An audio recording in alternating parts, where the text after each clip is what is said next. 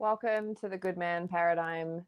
Tonight is episode 15, and we are talking all about how trauma informs identity. And my guest tonight, I'm really excited to have on. So my name's Imogen Hobbs. I am the men's coach and founder of Change Channel Coaching. That is my business. And tonight's guest, I have Lewis Huckstep. Thank you so much for joining me, Lewis. Thank you for having me. I'm excited to finally make this happen. I was a bit flaky with our last due date, so I appreciate you being flexible for me. So thank you. Yeah, I'm excited to finally get this conversation happening. And I think that there will likely be a future where we get to sit on the couch and have the conversation as well, which I look forward to it. Also excited for. Lewis, to get us started tonight and just to kick us off on the conversation, I feel like you would be a really good person to sort of break into what does it look like to manifest your life, and what do you think about all of the conversation out there and maybe like a lot of spiritual terms and things like that, where you should be able to manifest things and you shouldn't have to hustle. Love it. So what a way to start, hey? I'm not sure if you saw that video that I had with like the crystals and the sage. Did you see that video? I kind of took the piss out of it.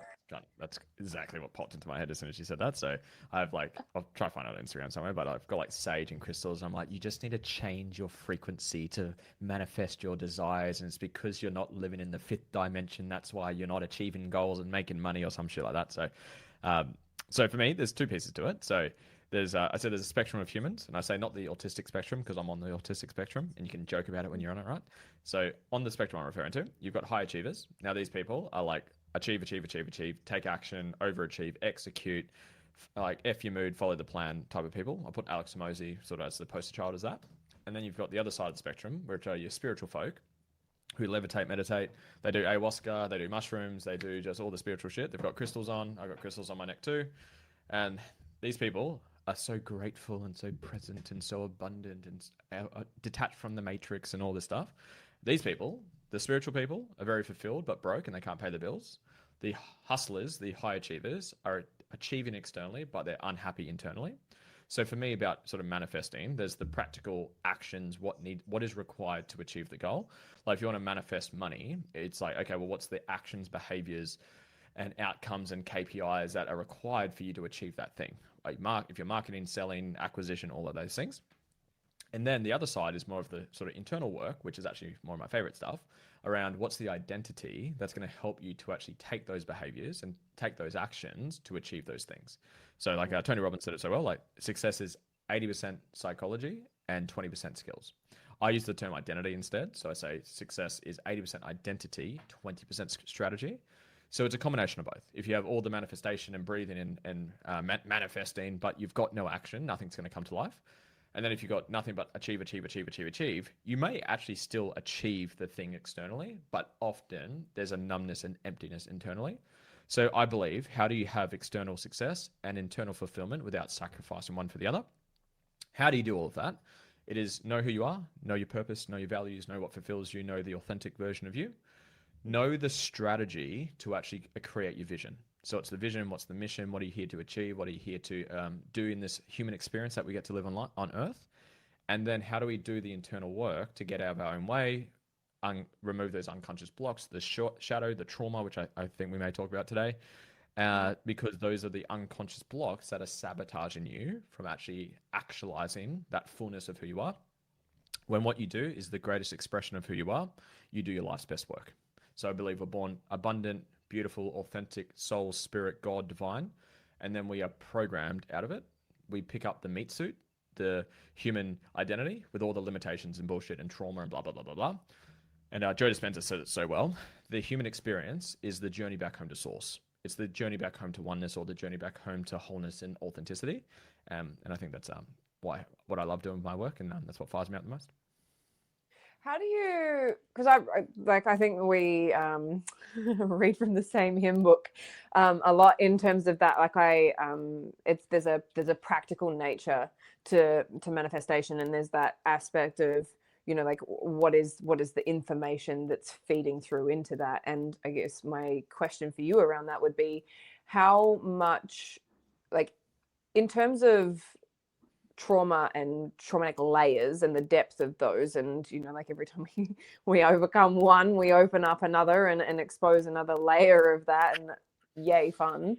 Yay. But how, what are your thoughts, or what is your understanding on the influence or the undertone of how that trauma can then perhaps taint the manifestation? I'll use this framework that may hopefully answer that. So for me, I'm a simple learner. So I'm actually a very slow learner. I need to understand things quite simply so I can comprehend it, but then I understand it quite deeply. So this is my framework that may answer that question. So for me, there's identity, and that's the human meat suit. There's your soul and spirit who's underneath it, but for this conversation, there's the human identity, which includes trauma. So I include the mind and the body and nervous system all included into this. So beliefs, unconscious beliefs, trauma, emotional blocks, dysregulation in the nervous system, just everything that makes up the human being and who you are. Your identity creates patterns and behaviors. We all act in perfect alignment with our identity. So it's like a device that we're all on right now. We've got a couple of devices around me right now. They all have conditioning or an identity for the device to operate. And that device will operate in alignment with the coding of the device. So that's the patterns. And then we have triggers. Triggers is when something or someone reflects or challenges the identity and it triggers you into a pattern. Nothing triggers you, it reveals what's inside of you. If it's not life-threatening, it's identity-threatening. So whenever we have resistance, sabotaging patterns, or triggers, it's just revealing a part of the meat suit that you haven't worked on. Trauma, limitations, unconscious blocks, unfelt feelings, whatever the thing is. So I didn't pick up the question 100%. So I would say your trauma, if I'm picking up the question correctly, your trauma or the meat suit is what creates the patterns that keep you stuck. You won't out-achieve or out-fulfill your identity. If you believe that you're not worthy of money, you're not going to make much money. If you believe all men are assholes, that's the type of men you're going to be attracting, right? If you believe you're not worthy of love, you're not enough, whatever it is, that you're all operating in perfect alignment with the identity. So Wayne Dyer, we don't see things the way they are, we see things the way we are. And when you change the way you look at things, the things you look at change. So by changing the identity, I use a projector. It's probably the best analogy I can think of. So you're at a movie, watching a movie, and the front of the room, there's a projection. At the back of the room, there's a projector. But at the front of the room, we don't like what we see. It's a shit projection. It's a bad projection. And that's your bank account, that's your relationship, that's your life, whatever it is. So we run up to the front of the room and we try to move the projection around. Is that going to change the projection? Yes or no? No, it's not. Because the projector is the one creating it. So if your projection or your life, your patterns, your behaviors, your relationships, whatever it may be, is not what you want, it's just a projection of you. So what's the part of your identity that's creating the projection that we want to look at, which could be trauma, unconscious blocks, limiting beliefs, whatever it is, address that, and then the patterns and the triggers go away. So don't know if that answered the question, but there you go. Yeah, it's like it's somewhat, that's the background of what creates that and what builds that, and what those influences are. What I am sort of more curious around, and I've got definite thoughts on this, but just for the people that are watching, and like I'm sure that your audience is quite used to the way that you speak, and I would love, for the guys that are watching that are from the space that I work in, to get a bit more insight on, like how would you be able to tell, how do I reframe this? So one of my clients said, like what he's learned from working with me is that just like you can positively manifest things, you can manifest like negative shit in your life as well. And he was saying, and he said this the other week, that he came from a broken home. And so his whole life, he was like, I don't want to have a broken home. I don't want to have a broken home. I don't want to have a broken home. And then he had to separate and had to navigate that. And so more what I'm sort of getting at is, for people that are like, yeah, I'm going to manifest this thing, and then they get a result that is not exactly what they were looking for, but the lesson that they wanted, but maybe they weren't prepared for that. Yep. How would you understand where to, like from your point of view, how would you understand where to address or where to look for the trauma that might have influenced that result? Does that... Love it. Yeah, got it. I kind of got two answers to it. So how would you help that person in that situation where they created something they didn't want to create? So I would go to what's the lowest constraint. So I believe the theory of constraints is kind of how I coach. And for people that aren't familiar with it, it says a system grows to its lowest constraint. Business is an obvious example. So say your marketing's a 10 out of 10. your product, your sales is a 10 out of 10. You're good at selling people, but your product, the thing you're selling is a 1 out of 10. It's really poor. It's a really bad product. That's the obvious constraint. So if you were to solve that product, improve the product, make the product really good, the business would then grow and then something else would break. It would hit the next constraint. Human beings grow to our lowest constraint. It's going to be, back to what I said before, it's going to be skills or it's going to be identity. So it's like, I'll use an example for each. So say this client, she was a coach. She was a coach on the Gold Coast. Surprise, surprise. Everyone on the Gold Coast is a coach, right? And she said, Lewis, I'm sabotaging my business. And I said, okay, well, what's the result that you're not achieving? She's like, I'm just not getting enough sales, not getting enough clients. I said, great. Okay, well, what are you doing to market? And she's like, I'm doing DMing. I said, great. Well, in the last 7 days, how many people have you messaged and given them an offer to work with you? Like offered them an offer. And she like froze a little bit. She's like, oh, 2. I said, honey bunny, like that is, you are miles, your strategy, the skill is miles out of it. Like average at any marketplace, 3% of people are ready to buy. So if you talk to 100 relative people, 3 of them may be ready to buy. So like the strategy was just wrong. She's running east looking for a sunset. So we changed the strategy. She literally changed it that week, got some clients, got a result from it. So that's more of a strategic thing. Say you've got some unhealed stuff and that person's like, this is the thing, what you run away from, you run into. This is the projector thing again. So the past hurt you're trying to protect yourself from is the very thing you create. What you fear, you create. So the thing that you're trying, if I tell you, Imogen, or for that person that you're talking about, like, I don't want a broken home, I don't want a broken home. If I said, don't look for a yellow bus, what are you thinking about? Yeah. Fucking yellow bus. So I don't want a broken home. I don't want to, you're manifesting, you're putting thoughts expand, energy expands, focus expands things. So I would look at, in that example, like what is the belief or the fear or the hurt that's still within that person and dissolve or rewire that or heal that. So then the fear goes away because past hurt creates future fear. So then you're not living with this like tiger, like this predator in your subconscious that you're trying to avoid. But I like the quote, have you noticed wherever your problems are, that's where you are? Like, perfect. It's like you're projecting your problems, your fears, your insecurities into your reality because you're the projector or your life's the projection. Doesn't matter what you do externally. If the projector hasn't changed, you're still going to find it. You're going to find the yellow bus. You're going to find the broken home. You're going to find the abandonment, the betrayal, the hurt, whatever the thing is. So I would look within in that case, from that example that you told me, if that was true from what you just said, and rewire the hurt of having a broken home. So the fear and the emotional charge. This quote actually will wrap this up well. To the degree you resist reality is the degree that you suffer. And what that means, any resistance that we experience as human beings outside of survival. So I said that quote earlier, if it's not life-threatening, it's identity-threatening. If a tiger walked into our offices right now, we would both get triggered into survival, fight, flight, freeze, or fawn. If it's not life-threatening, if it doesn't require real survival to kick in, any resistance, fear, insecurities, whatever the internal emotional charge you're experiencing is just a reflection or revealing or projecting your identity, back to identity patterns triggers. It's just revealing something within you haven't worked on. And then I followed the breadcrumb trail to follow, okay, where's that coming from? Childhood, trauma, abandonment, neglect, whatever the thing is you've been through. And then use a technique or a process to heal that or to process that or to change the belief system. So then the fear and insecurities go away. Then you're still left with decisions though. Then that's the, okay, I've healed, I've now dissolved my hurt, I'm present, I'm grateful, but then there's still action required to actually bring it to life. You're just doing it without the emotional baggage on top of it. Yeah.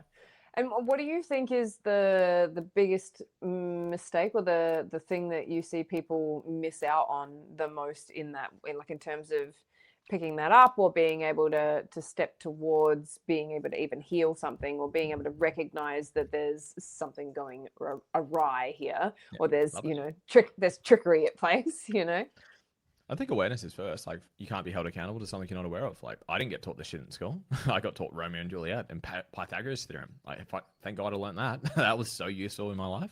Versus like, who am I? What's my purpose? What's my gift to give back to humanity? How do I actually find those unconscious triggers and unprocessed hurt that's actually sabotaging my relationships in business and finances? And what tools can I actually do to integrate that? I wish I learned that back in school. So awareness is key. So I give everyone grace at the start. So as a coach, when I'm coaching people, I'm graceful at the start, where I'm teaching you frameworks, I'm teaching you awareness. Okay, you're aware of it. Once you're aware of it, then I can be a bit of a dick. And I say, hey, look, If you fight for limitations, you get to keep them. Do you want to hold on to this limitation? Yes or no? So awareness first. So I actually have a framework called ARI, ARRI. So awareness is first. You can't be held accountable to something you're not aware of. Everyone that's listening to this right now is now blessed with awareness that any trigger outside of survival is you. Regardless of what your partner did or didn't do, regardless of the government, regardless of anything, if it's emotionally charged outside of survival circumstances, it is a mirror or a projection of you. Own that. You don't have to, but I recommend that you do. Second is to regulate. So ARRI. The first R is to regulate. Step if you own your shit. Yeah. If you own your shit. You don't have to. I'm not going to force you to, but I recommend that you do. So R stands for regulate. So that's when you are triggered. You don't want to like heal and process and integrate when you are triggered. You're in a survival response. If you're running from a tiger trying to survive, is that the right time to go, I wonder why I manifested this tiger and how do I process this hurt from the tiger? No, just get out of there, survive. So you want to breathe or whatever regulation tool that's heaps out there, but breath work is obviously quite common. Most people have heard of it. I just like doing box breathing, 5 in, 5 hold, 5 out, 5 hold, just to slow down the nervous system. Slow down the breath, calm the nervous system, get out of that survival response. The second R is the hardest part. That's reflection.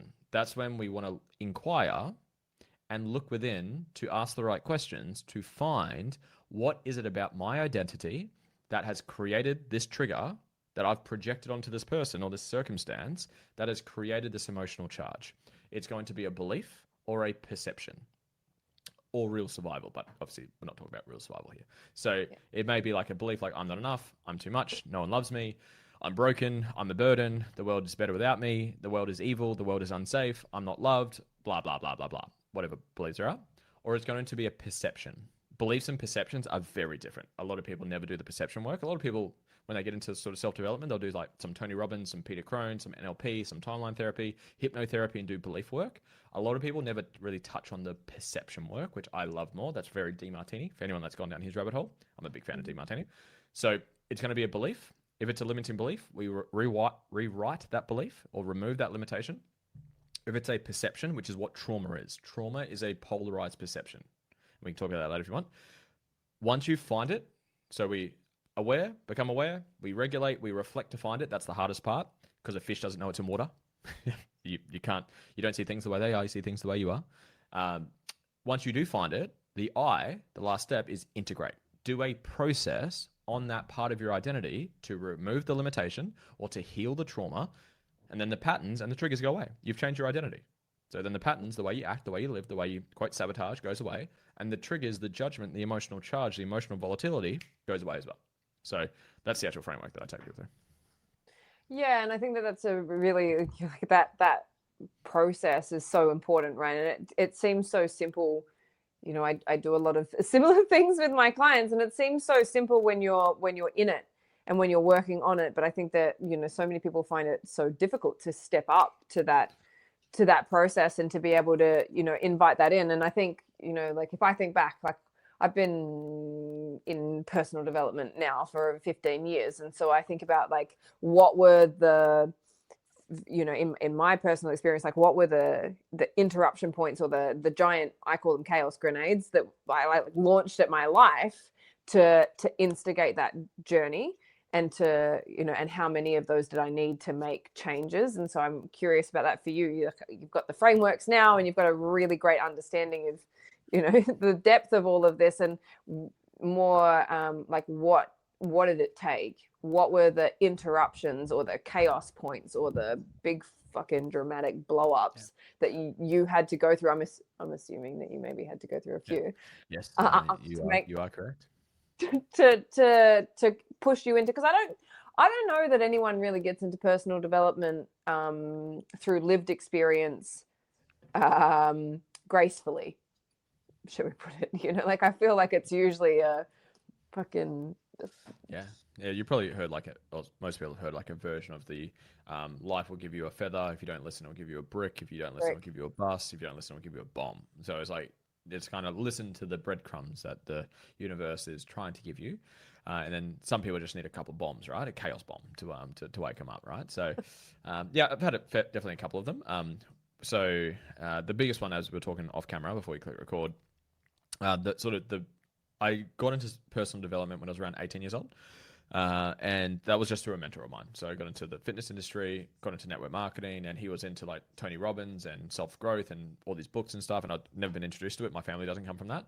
So I was like obsessed. It's like discovered fire. I'm like, this is amazing. I was binge watching everything I could. This was before podcasts were really a thing. I went to my first workshop with Tony Robbins, Unleash the Power Within, when I was 19. Amazing. You did the firewalk. If anyone's done the firewalk, you know what I mean. Make your move. Say yes. If anyone has done it, you know what I'm talking about. That was awesome. Opened me up to like, we do a limiting belief process at that event.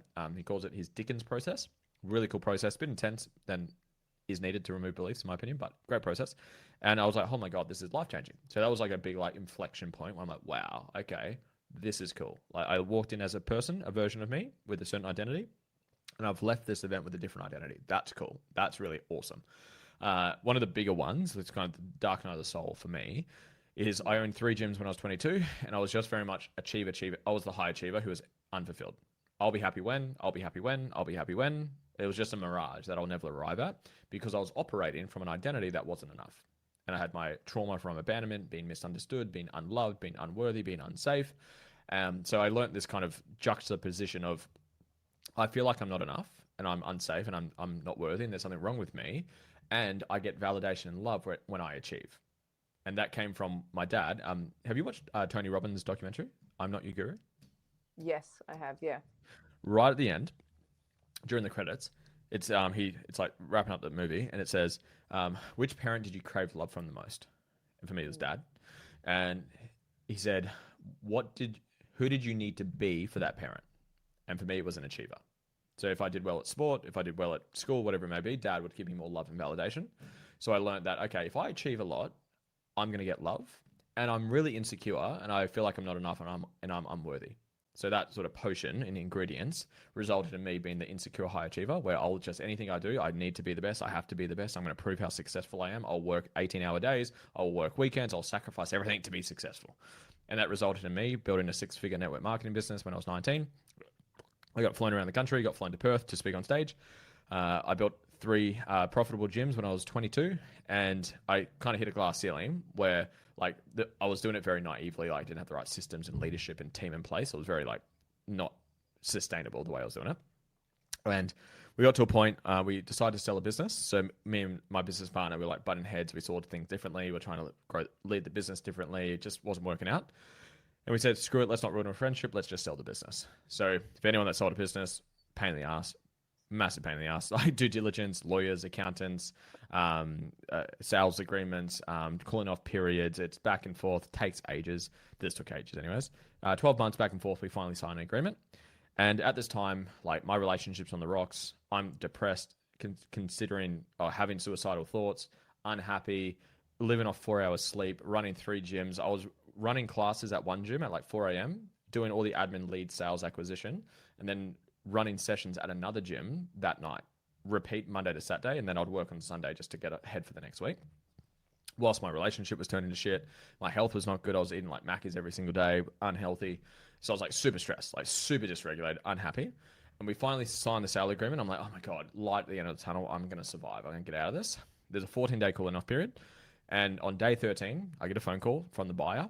And you know those phone calls when you see the person's name and your like stomach drops before you even answer the phone. You're like, this feels wrong. Like this doesn't. He's calling me at like 5 a.m.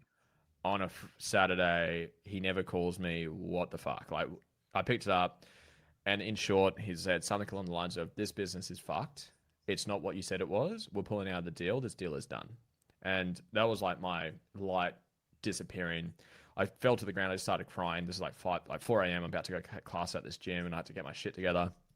And I wanted to give up. I'm like, I don't want to do this anymore. I don't want to live anymore. This sucks. It's not worth it. I'm so unhappy. I look quote successful on Instagram. I look smiley and happy on Instagram, but I was so unhappy internally. And that was like the big, like, get your shit together. That was like kind of my bus or my bomb to sort of wake me up. I was already doing self-development, but I just wasn't doing like the real internal stuff. It was kind of like shallow stuff, like belief work, which is fantastic, but not like trauma work, purpose, authenticity, souls, values, all those things that I love doing now. I literally gave away that business that day. So I gave it to my business partner. It was worth about 250 grand. Just gave it away. Said, I can't do this. You take it. I'm done. And then I had 2 gyms, went through COVID with 2 gyms. That was sick. We won't talk about that. That was fucking insane. But yeah, that was kind of like the wake up call. It shot me down this path of like internal work, healing, trauma, integration work, all these things. And then, yeah, after COVID happened, I won't share that full story, but that led me to actually doing this and going all in on my coaching, what I love, what fulfills me, what inspires me. That's why I say live inspired. So that was that was one of the sort of inflection points in my journey that woke me up a little bit. I really appreciate you sharing that in such a concise and detailed way at the same time. It's because it does give a lot of insight into like what it takes to get to a position. Like so many people look at, like maybe someone like you or what I'm doing or any of those things and go, like, well, why can't I just be there?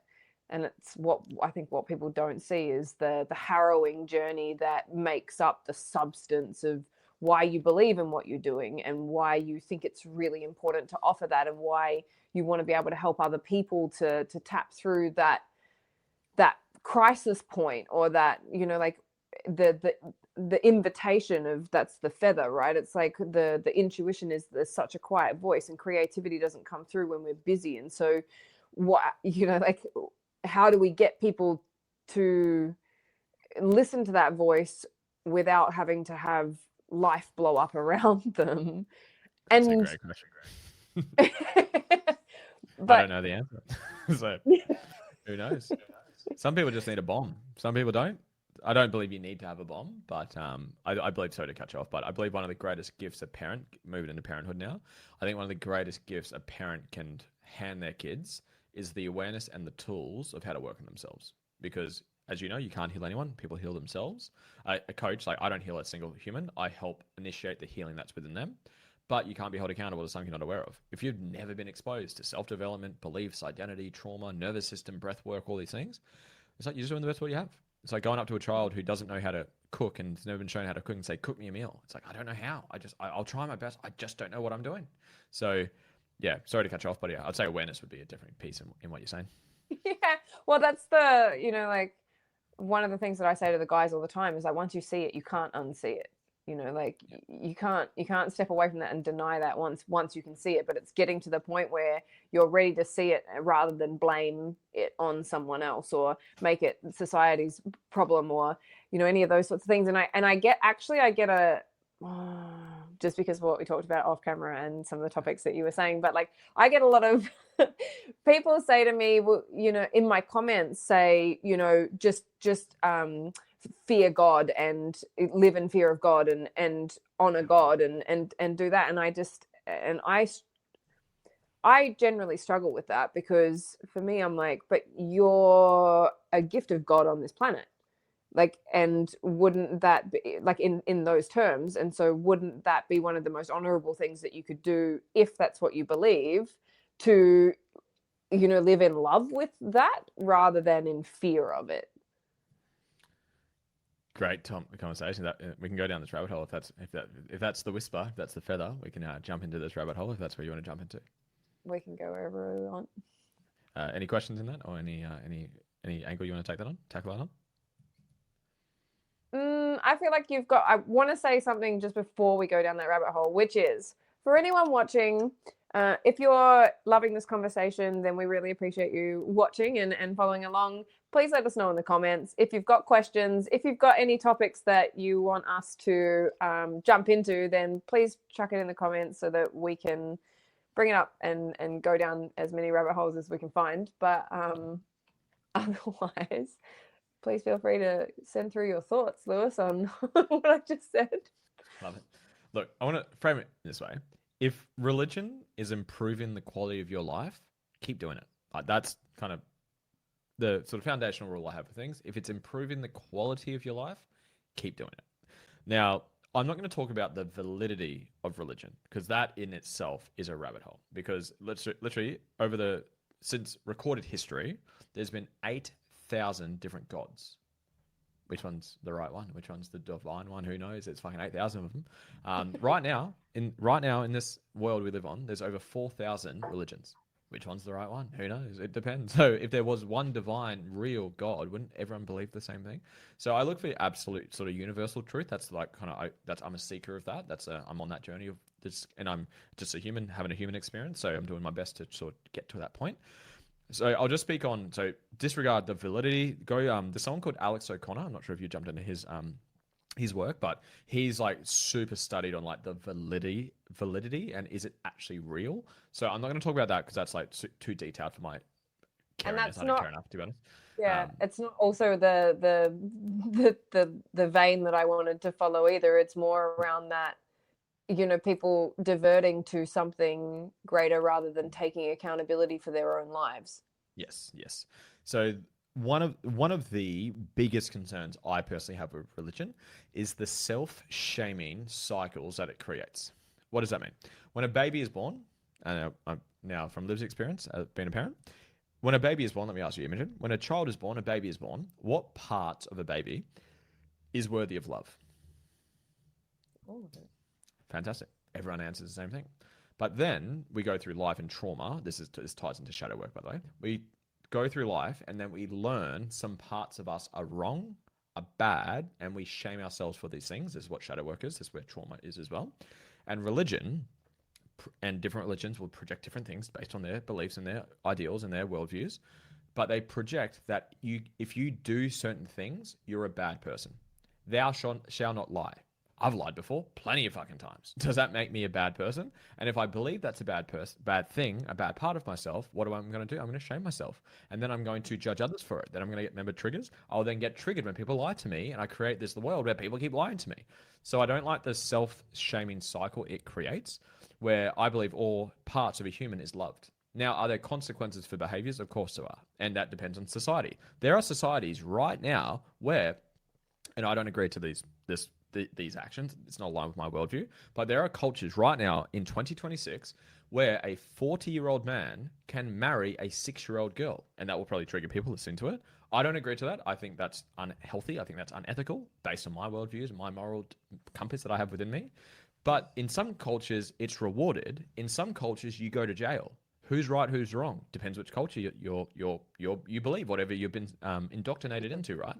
I like this analogy. What's good for the spider is not good for the fly.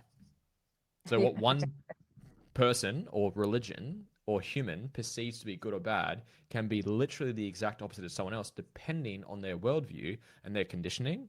So again, the biggest concern or issue I have with it is the self-shaming it creates. A client of mine last week, this is a perfect example. So what you suppress, you express. So if you have shame, you're going to express it somewhere, normally through addictive outlets, drinking, porn, sex, addiction, whatever it may be, numbing yourself, scrolling, whatever it may be. This person came through a religious upbringing. I'm not going to reveal the religion in particular, but he went through a religious upbringing where if you had sex before marriage, you're a shit person and you get shamed for it. He had sex before marriage, and then he got shamed from the church or the whatever thing is, the religion that he was part of. And then he had this shame sexually, and this person reached out to me because this person had a porn addiction, because unconsciously he's expressing that shame, that he's got some shame around his sexuality. He was not intimate and vulnerable and have deep intimacy and expressing that to his partner because he had shame around it. And he was expressing it through shadows, through unhealthy patterns like porn and addiction and coping mechanisms. But what if we just healed and dissolved that? There's nothing wrong with you.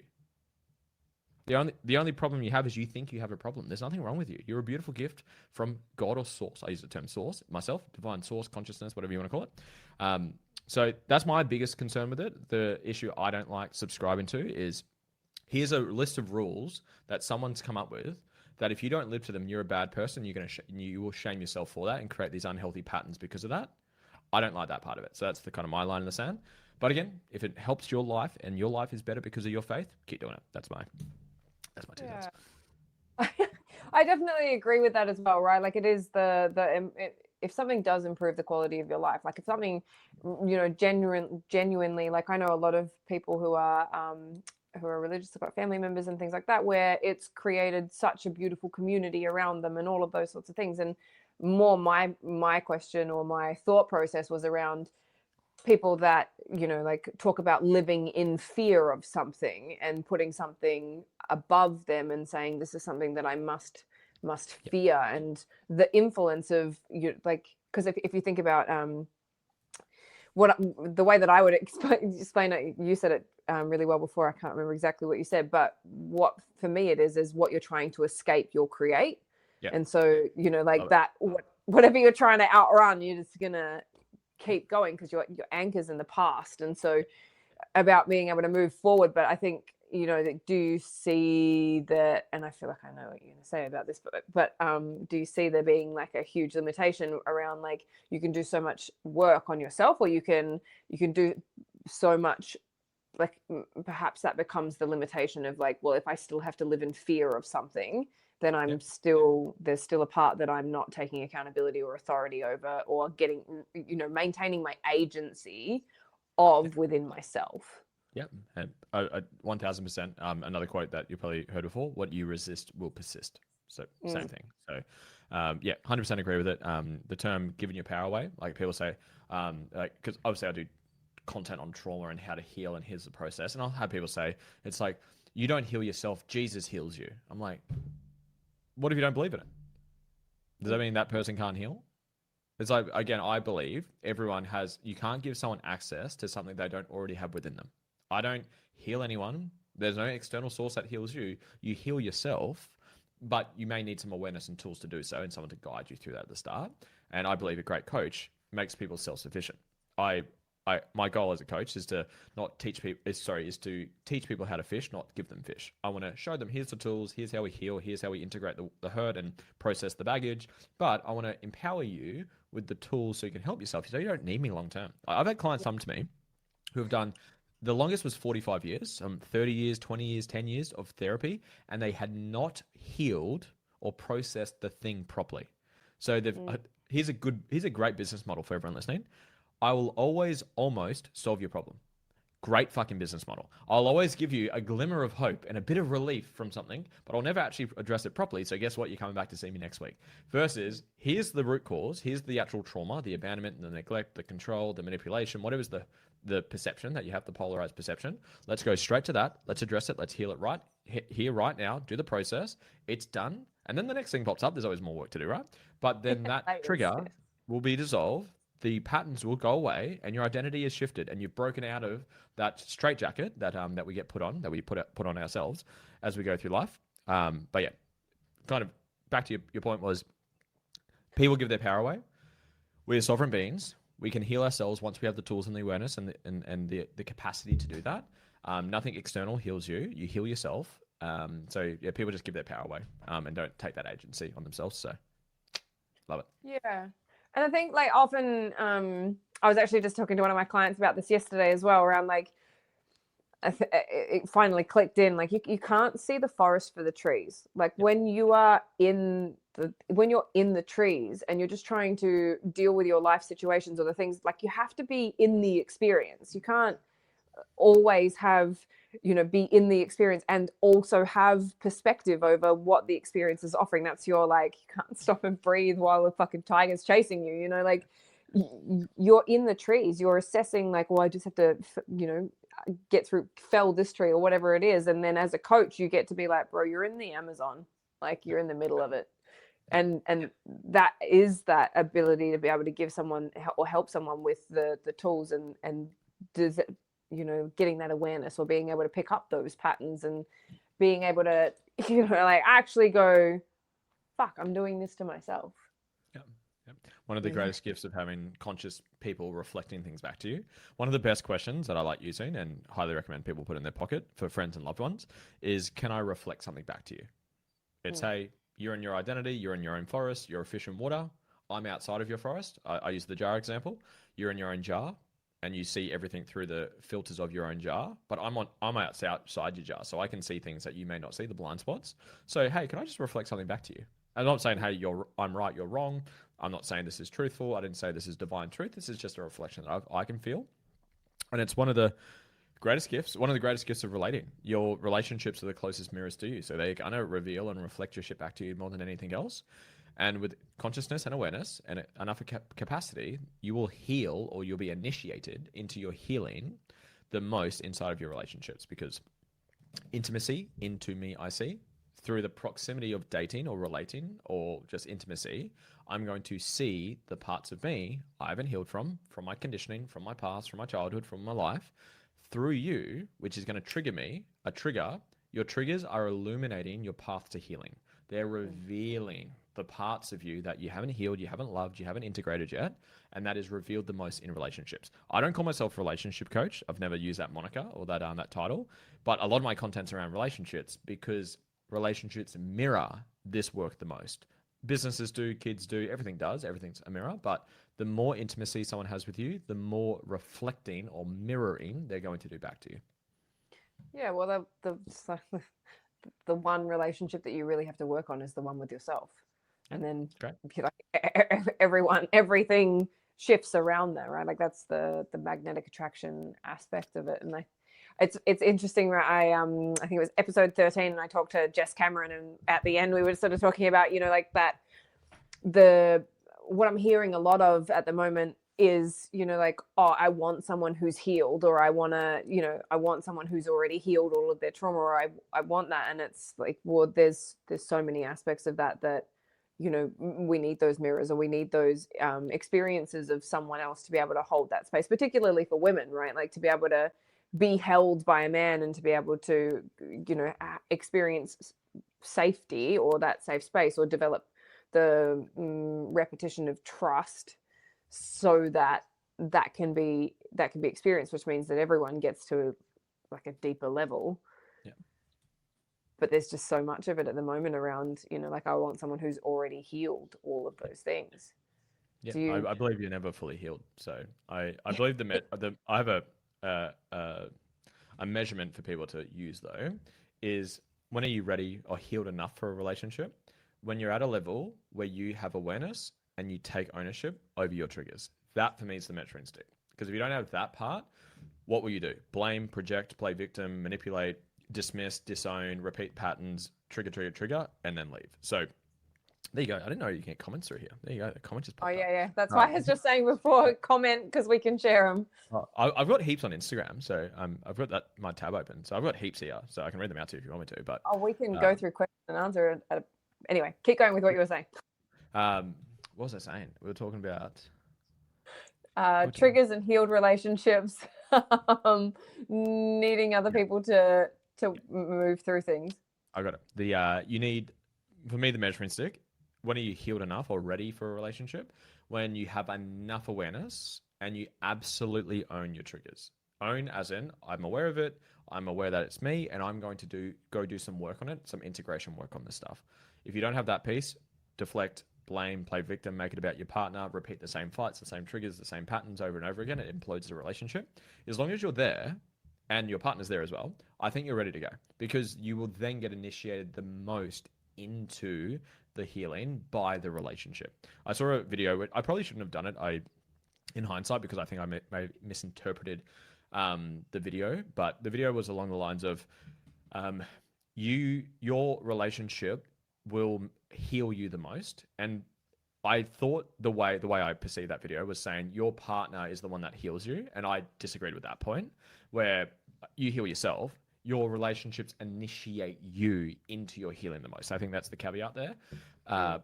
So for me, as long as you've got enough awareness and your partner does, and you absolutely own your stuff, not necessarily in the moment, because when you're triggered, your inner child comes out, your hurt boy, hurt girl comes out. You age regress back to how old you were when you first received it. So yeah, it's enough awareness that after the trigger, after you regulate, after you reflect and find it, you own it and you go work on it, I think you're good to go. And then get into dating, then you'll meet those parts of you that you didn't even know you hadn't worked on yet. And then you'll be able to heal more than anything else. Yeah, love will expose you, right? Like, and that vulnerability will expose you. I just have a question here, which is for us both. If someone has lived with a trauma-shaped identity for years, how do they begin to trust who they are beyond it? And what are the first practical steps you would recommend? Lewis? Ladies first.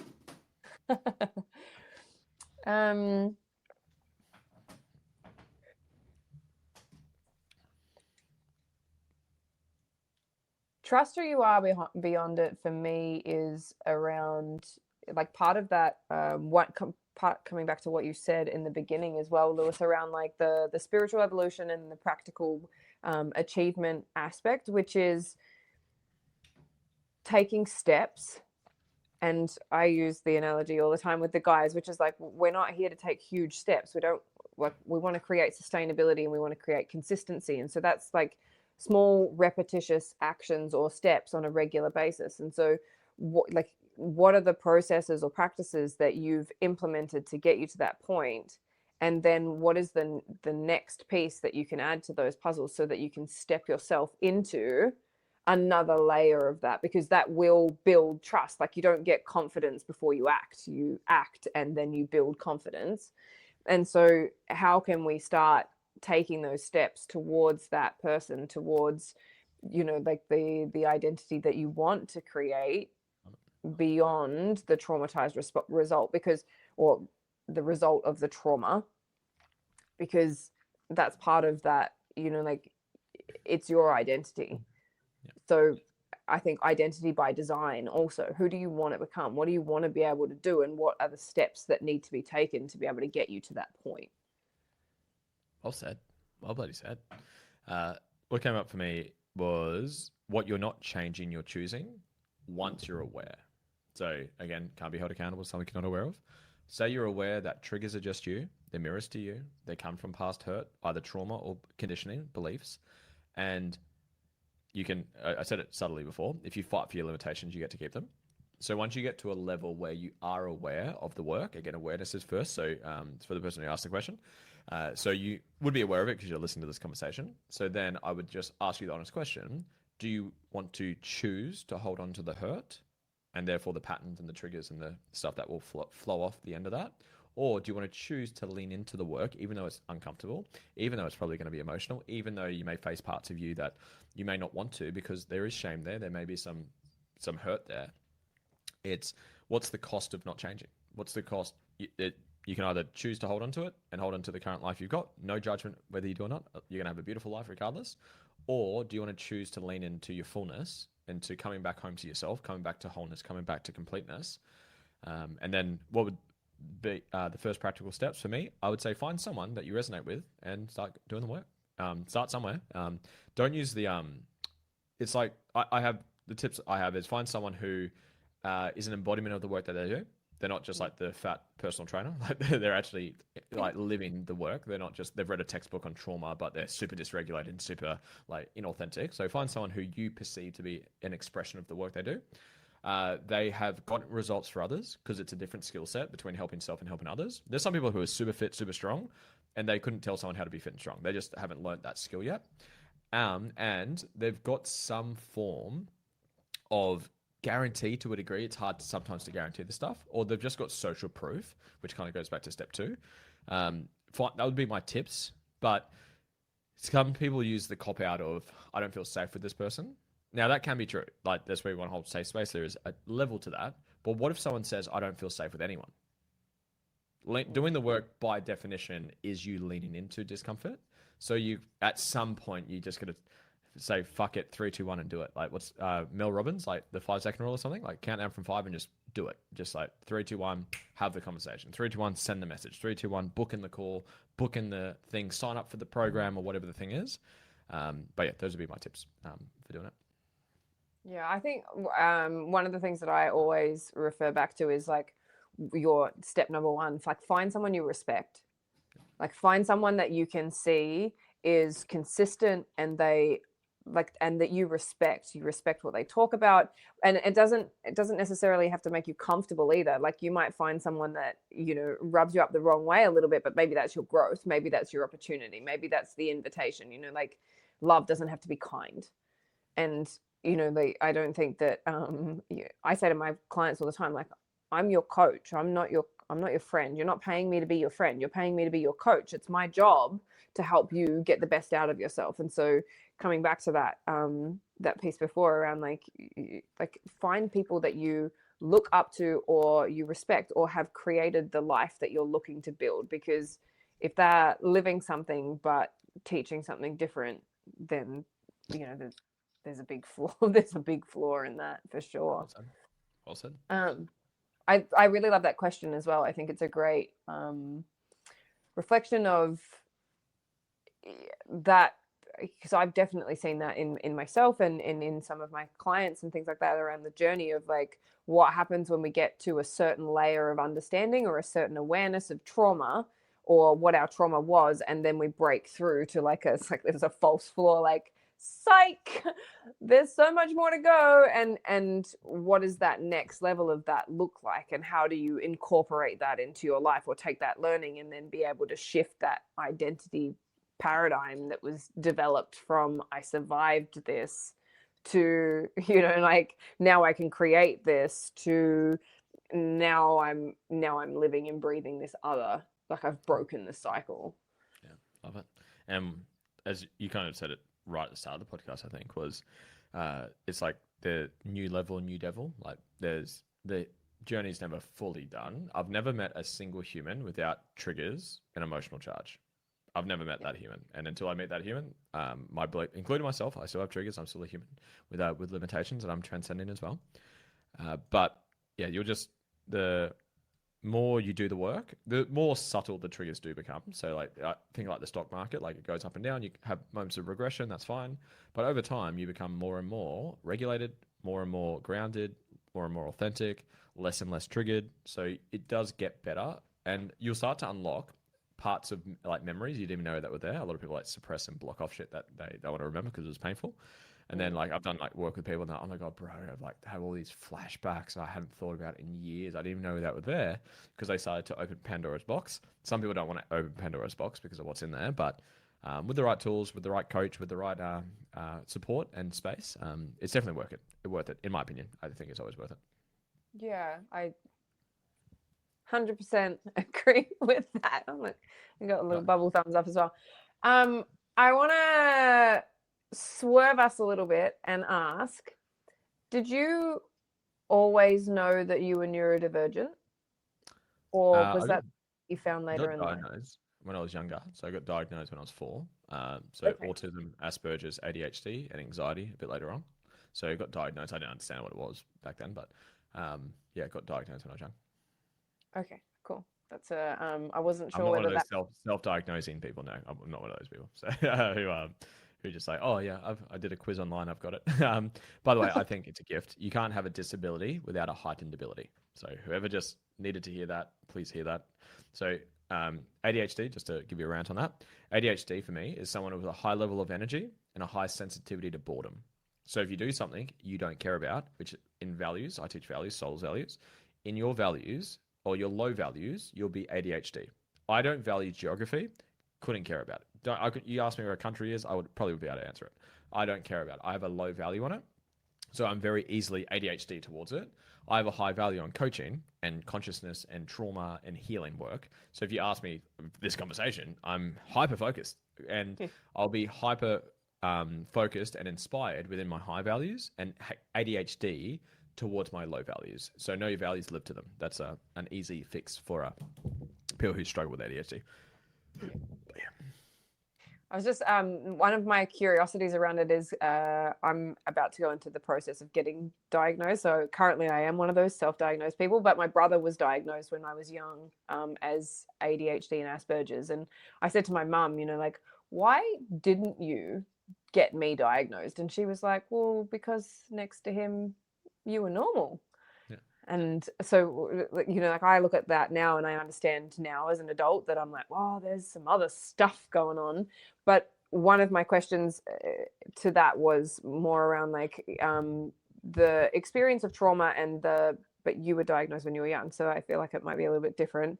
But growing up and not knowing that. And then there's a whole surfacing of adults, which, you know, like I think neurodivergence is caused by trauma, and you know, like how many of us are products of the war, you know, generations back, and if it's handed down. So that's probably why there's such a you know, there's so much of it coming out there. But where do you see the not understanding or the not knowing or the not understanding how your behavioral traits are influenced, or your like those like high value or low value aspects, and what triggers those things. How do you see that impacting on top of trauma? Can you reword the question? I know it was a big question, so I'm just trying to pick up the question. So how does being understanding a diagnosis or sort of understanding something about yourself, how does that help or hinder the addition of, let's say, trauma and the stuff we've been talking about? Was that your question?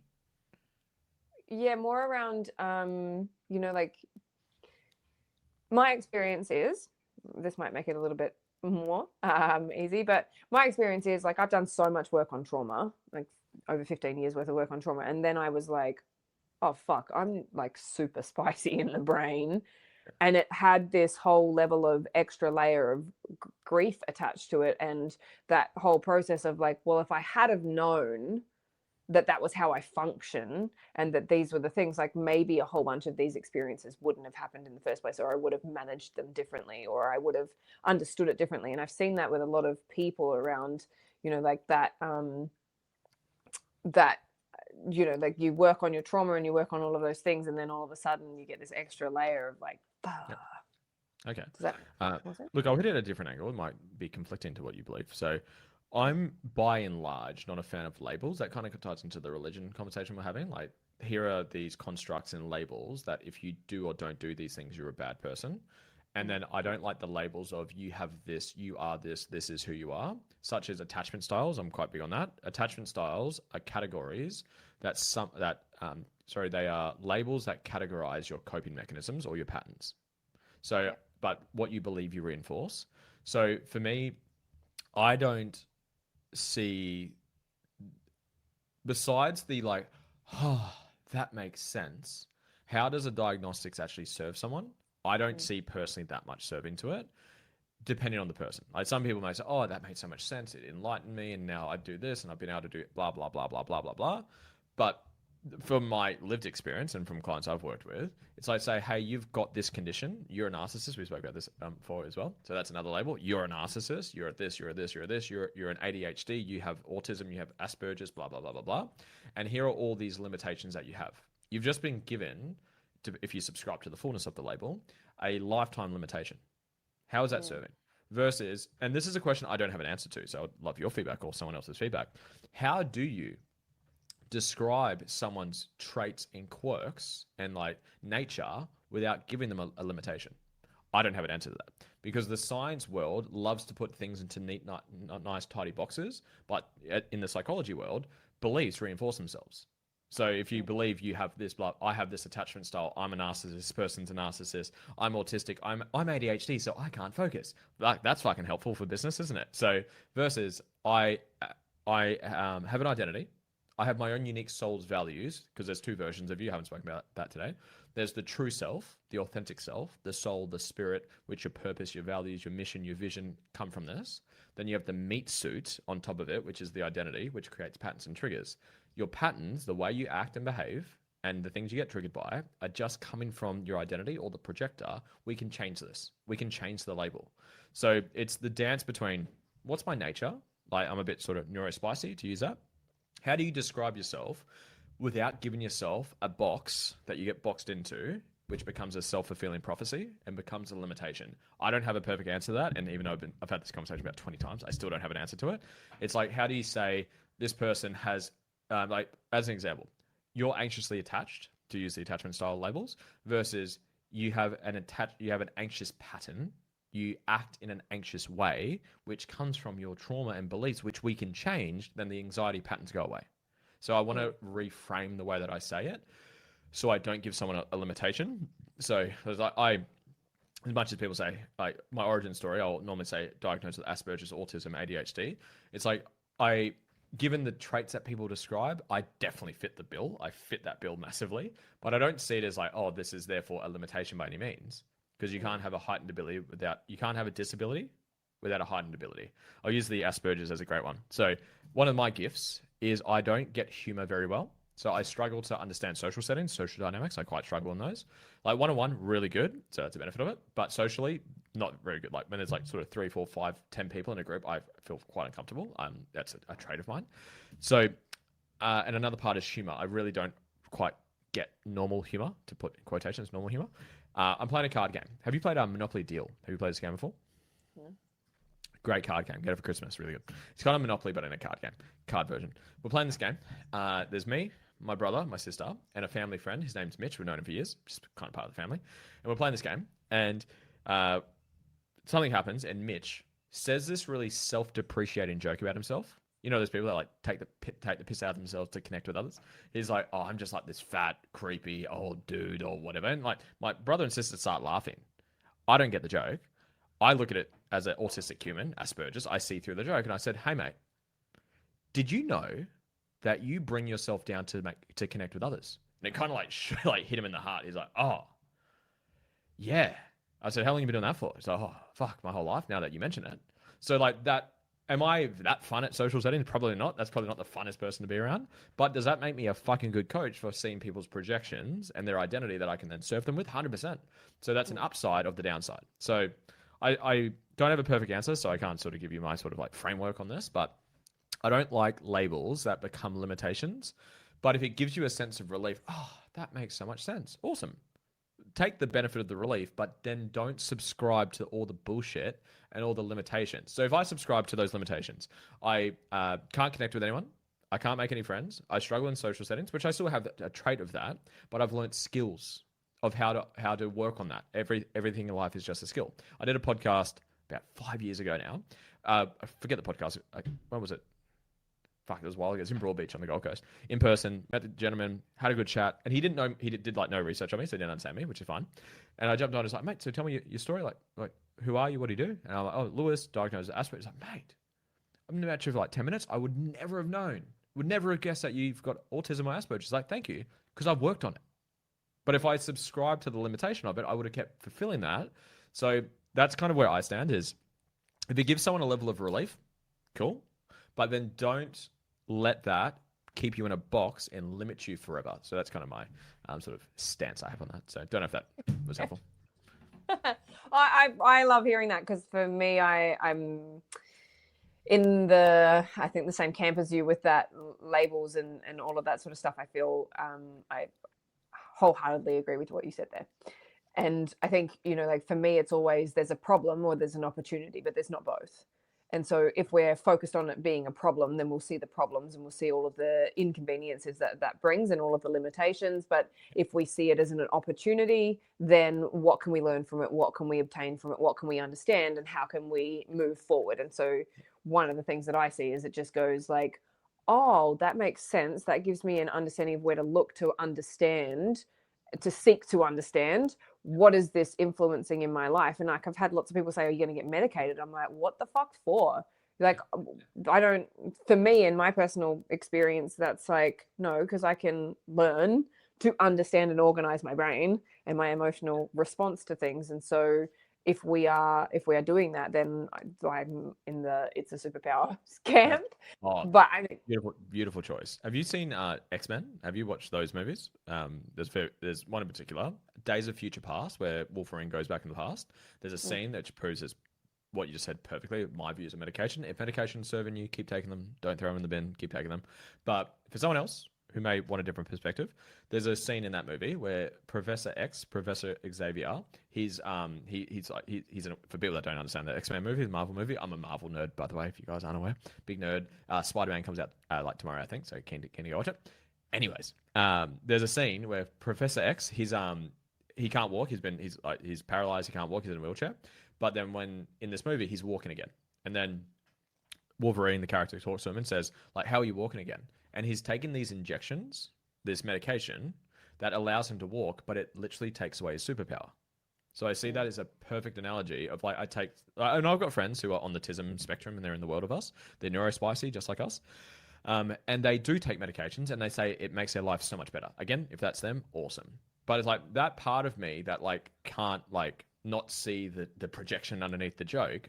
If I took a medication, would I be a bit more fun in social settings? Yeah, I guess maybe. I've never tried it, so I don't know. But what if that took away my ability to be the gift I am? So it's like you're getting you're sacrificing the superpower for something else. So again, that's just my view. But if it's serving you guys, don't throw your medications in the bin, please. But yeah, There you I go. think, like we're not here by mistake. And we're not here in the format that we're in with the understanding or the experience that we've had. Like I talk about this a lot with sexual abuse from when I was young and things like that. And it's like, well, why do you, like why do you coach men? And it's like, well, because I've worked on this for so long that now I understand what was missing in my life, and how can I help to create more of that in society. But like that's probably part of that D Martini and I can't remember who the conversation that they had around, like, do kids invite trauma? Oh That yeah, that's that whole Aubrey we do. Marcus, DiMartini. That's a brutal conversation. If that's I your know. first introduction to self development, don't start there. That is We do not not. need to go down that rabbit hole. But Don't I start think there. that, like if everything happens for a reason and everything happens, like to teach you something, then we can't very well say, well, only good things happen for a reason and bad things don't. Is my opinion on that. But I think also, like, like we can't also know what was happening to a child for what they needed to be able to understand or navigate within their life to then do what as an adult. Like we cannot predict where those things are going to come out. Like I think the people that knew me when I was 15 probably thought there was zero hope and I was going to be a drug addict with multiple children to multiple fathers. So, like that whole thing is like, well, you can change your life around. You can turn anything around by understanding and seeking to understand yourself at a deeper level. And I think that the neurodivergence and all of those things, they just add an extra layer of things to understand, because that is like you and the coaching thing for me is also that, like very deep dive. You Not, see a different level of consciousness, my love. say more. Just what you see a different level of consciousness. That's one way I see neurospicy people. They see things that other people don't see, so they can do things that other people can't do. If you look at some of the most successful humans, entrepreneurs or coaches or people on the planet, a lot of them happen, like richest man on the planet right now. No, let's not get political, but Elon Musk, he's definitely on the fucking spectrum. He questions, like he works at, and from a coaching level, I do a similar thing. He looks at first principles.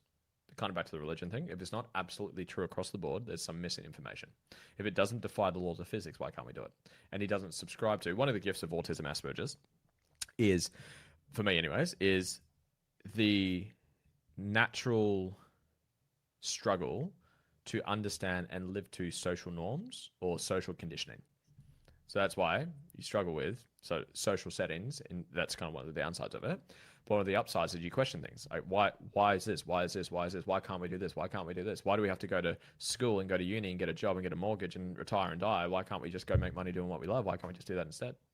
Why do we have to do this to heal and do medications and therapy for 30 years? What if we just found the root cause and addressed it? Why can't we do that? So it's like the ability to break out of your own identity and not get constrained by the construct that you get conditioned into is one of, I think, the greatest gifts of me, for me anyways, and what I do.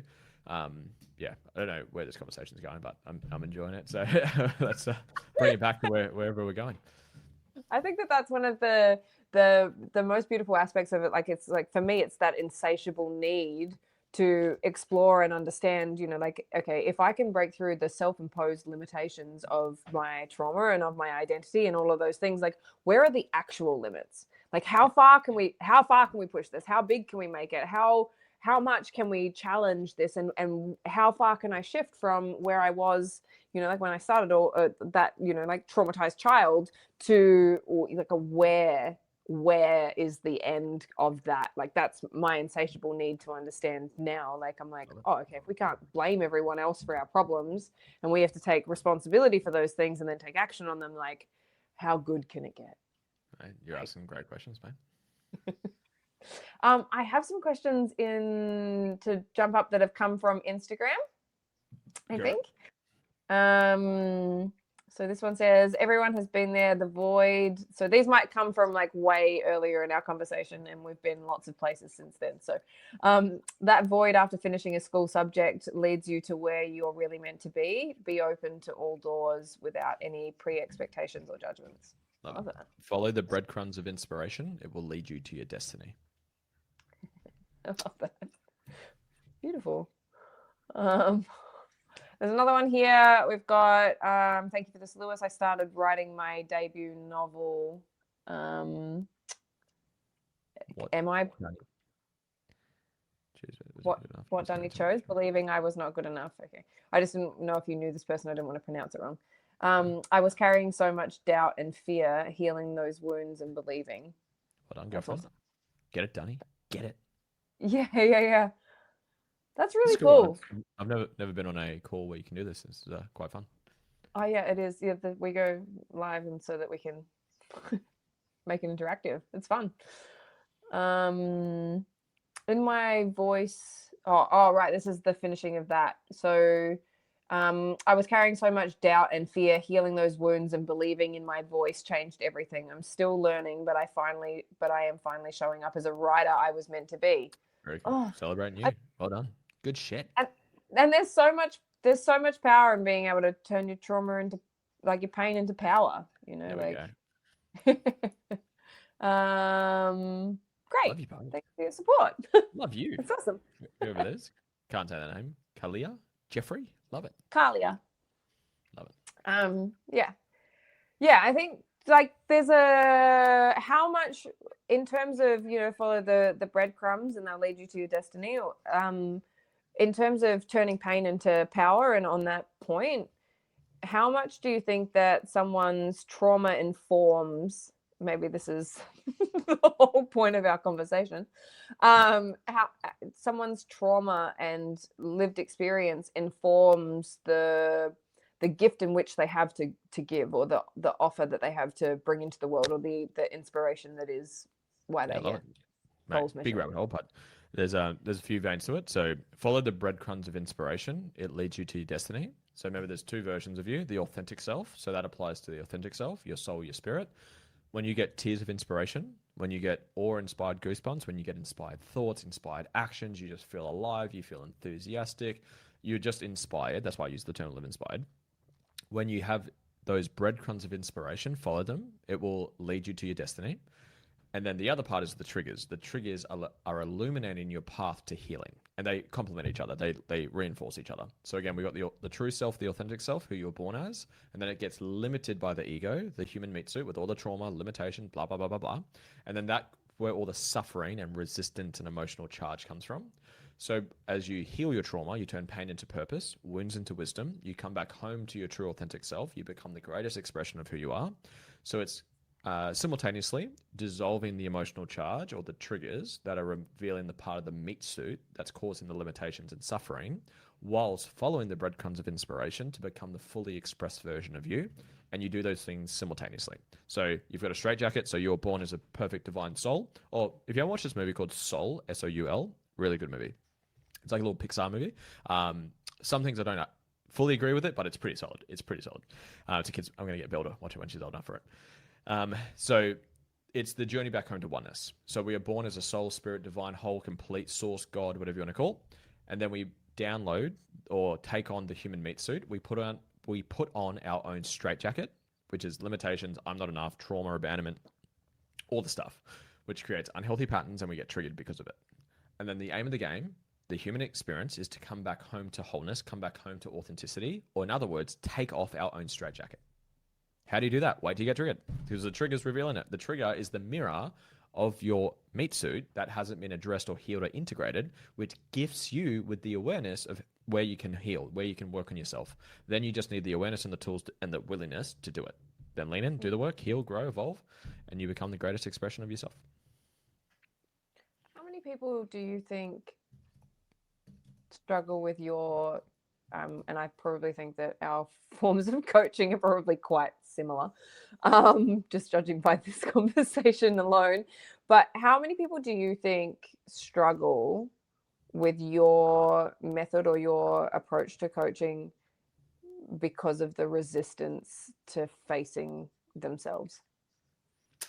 I don't have data to answer it, so it's more of this is an intuitive answer. I don't have data to back any of this shit up.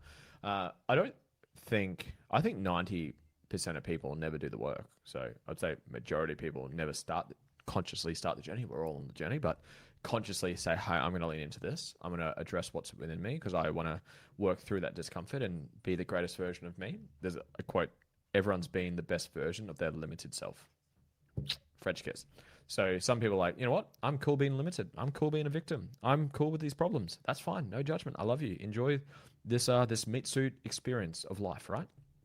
So I don't have data on this, but I would say intuitively, most people don't open the gifts and do the work. In terms of my style, well, I don't talk to the people who don't like my style, so I can't really answer it. So it's like, because if they don't like my style, they wouldn't come work with me. So I can only speak about the people who have said yes to me. So I don't know how to answer that second question. Would I repel people? Yes, 100%. I would repel people. So I've had a client, one of my favorite testimonials, actually, I'll share on this. So she had a big T trauma, trigger warning for everyone listening. She was sexually abused by her dad for 6 years, from the ages of 5 till 9. Sorry, 5 years.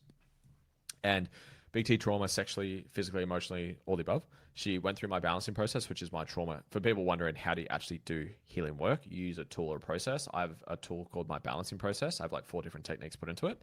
She went through the process, healed the trauma, healed the hurt from it. And she had done 30 years of therapy and never healed it properly. So that was one of the references I was referring to before. And she got it healed, got to neutrality, gratitude, love for the experience. And even that can sound weird, people hearing that. It doesn't mean she doesn't have consequences and boundaries and acts in a particular way, but the emotional charge and hurt within her was gone. So she shared with me a story one day. She was like, "Oh, Louis, you triggered the fuck out of one of my friends the other day." I said, "Oh, what happened?" She's like, "Oh, I wanted her to work on herself. I wanted her to heal and all this stuff." I sent her one of her videos, and she's like, "I fucking hate that guy. Fuck him. I'm never working with him." So I guarantee there's a lot of people out there that don't like me. I'm not their vibe. I'm not their cup of tea. I'm not their style. I'll reflect their hurt. I'm a mirror to them and all the good stuff. But yeah, there'll be a ton of people that don't resonate with me. I get hate messages or comments almost every single day, especially when I talk about religion and narcissists and stuff. That normally triggers people.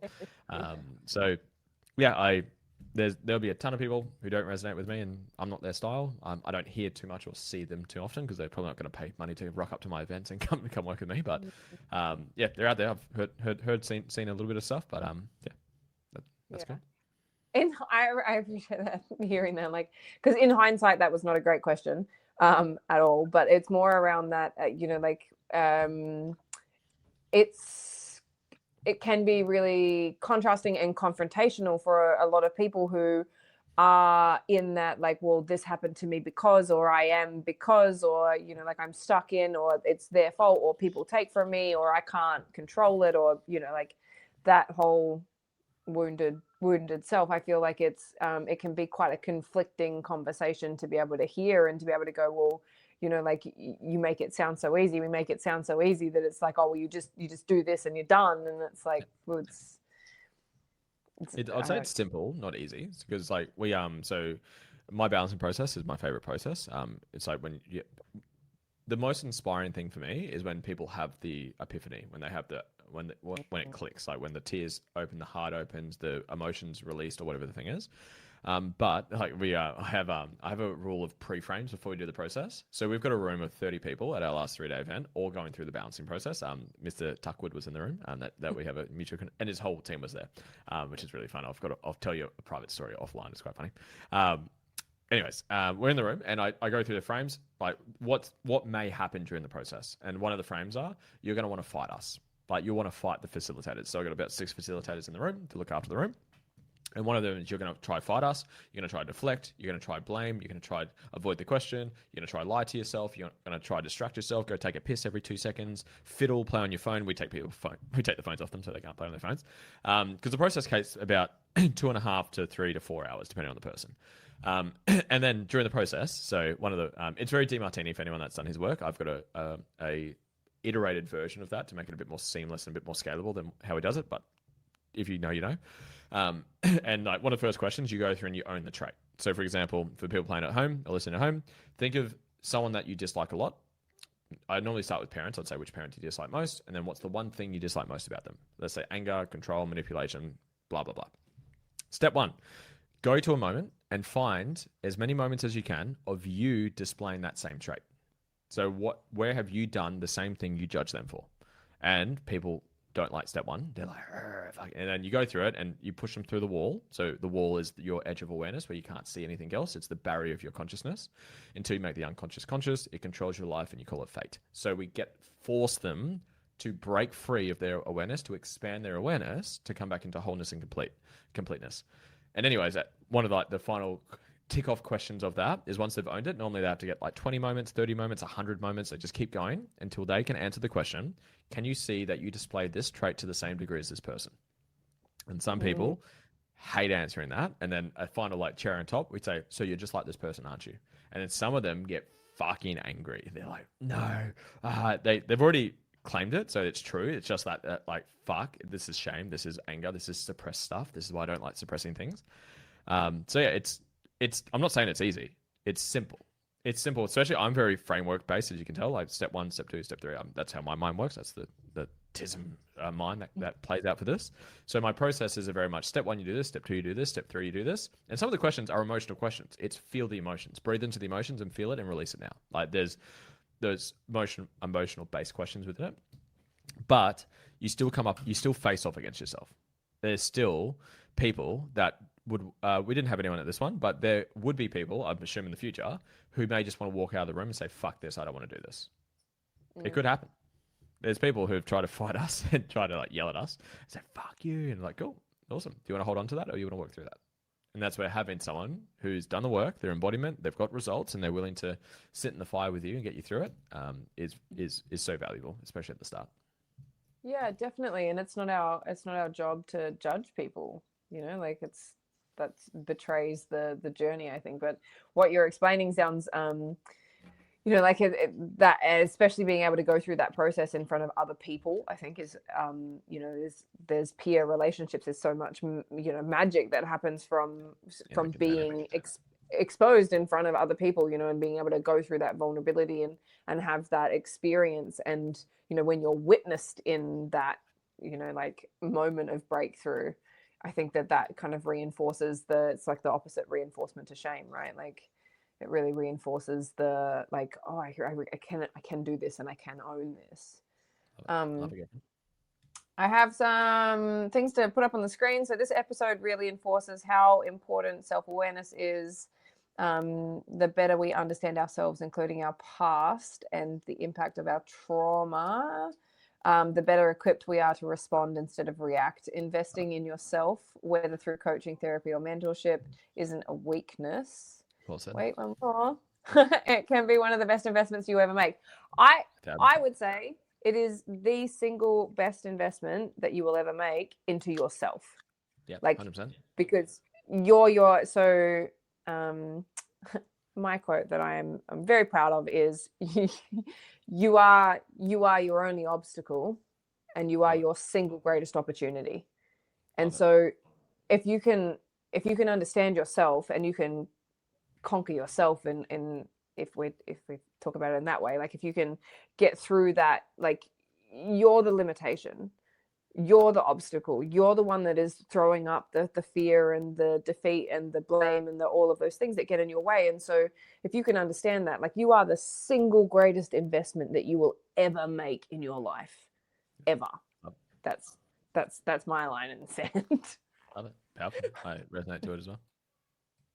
Yeah, and I think if that comes from this, if people watch this very exciting conversation, and come away from that and go like, I think I need to do some work on myself, or I think I need to do this, or I think I need to do that. I mean, I think that's a gift of being able to share like this. But Lewis, if people are watching this and they want to work with you, how do they find you and how do they go about that process? Thank you for having me, firstly. It's been a lovely conversation. I'd say Instagram, that's probably where I'm most active. I've got a school community. It's a free community, I'll join that because I do all of the messages personally in school. I don't respond to all of my Instagram ones because there's too many. I've got like 300 unopened ones. I'll get back to you later at some point, I promise. So join school, but go to Instagram, YouTube. Like I'm pretty active on most platforms, but Instagram, Facebook, and YouTube would be the top three. And then join the school program. There's free resources. I have my purpose process for free. I have my limiting belief process for free. I've got trauma trainings relationship trainings, heaps of trainings for free. And then if you talk to me through there, because you can talk to people through the platform, you'll actually get me personally. So I'm the only one that does those messages. So yeah, that's where I'll check it out. Cool. And we will link all your details in the descriptions of these as we put them out, and it'll be available on Spotify next week as well, I think, this episode. Very cool. Lewis, thank you so much for jumping on here with me, for being so frank and so honest and so pliable with the directions that we're going in. I've thoroughly enjoyed this conversation with you, and I think it's going to be really beneficial to everyone listening and everyone watching in the replay as well. So hopefully it helped one or two people from this chat. So that's the goal. I appreciate you. Appreciate the depth. I appreciate the work that you're doing for the world, because the world needs what you're doing. And yeah, don't slow down anytime soon. I don't think either of us will be.